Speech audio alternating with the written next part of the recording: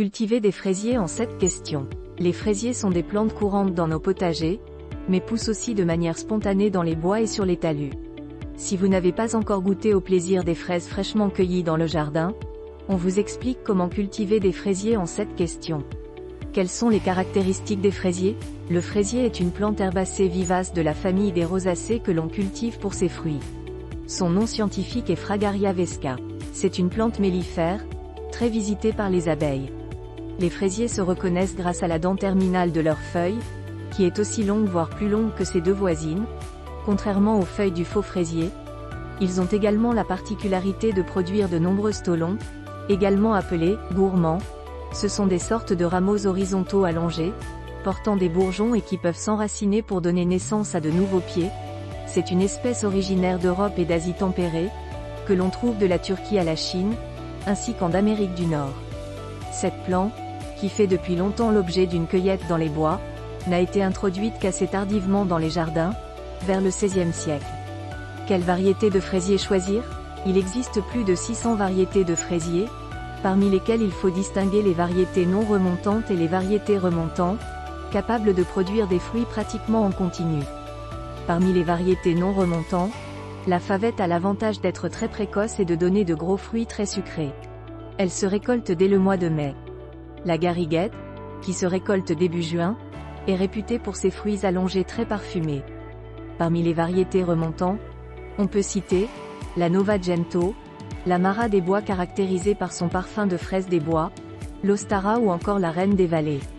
Comment cultiver des fraisiers? Les fraisiers préfèrent un sol frais et plutôt acide.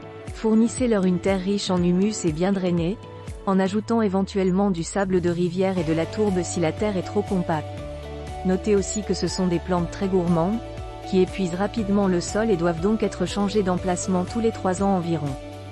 En ce qui concerne l'exposition, ils apprécieront dans un emplacement abrité et bien ensoleillé. Quand planter des fraisiers? La meilleure période de plantation des fraisiers pour obtenir un rendement optimum se situe en juin-juillet, mais les transplantations peuvent s'effectuer dès avril ou en octobre.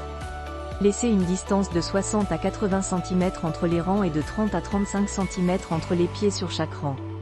Pour une meilleure récolte, on recommande de verser du purin d'ortie ou de consoude dilué dans le trou de plantation ou de mettre une poignée de feuilles broyées d'ortie ou de consoude au fond du trou de plantation, mais pas au contact direct des racines. Quels sont les conseils d'entretien des fraisiers? 2 à 3 semaines après l'installation des plants, il convient d'effectuer un paillage des fraisiers avec du foin, de la paille, des feuilles ou des fougères bien sèches. Ce paillage, d'une épaisseur de 3 à 5 cm, empêche les fruits de toucher le sol. Cela permet de limiter la pourriture et les mauvaises herbes et de ralentir l'évaporation. Vous pourrez ainsi espacer les arrosages. Arrosez de préférence tôt le matin, en moyenne 1 fois par semaine. Attention, cette plante craint les gelées printanières. Elle peut être touchée par diverses maladies, dont la pourridier des racines, la pourriture grise des frais, l'anguillule du fraisier et l'anthonom du fraisier. Des insectes comme le puceron vert ou jaune, l'arpale du fraisier, l'otiorichus du fraisier, le bupreste du fraisier peuvent aussi s'attaquer aux plants, ainsi que les limaces.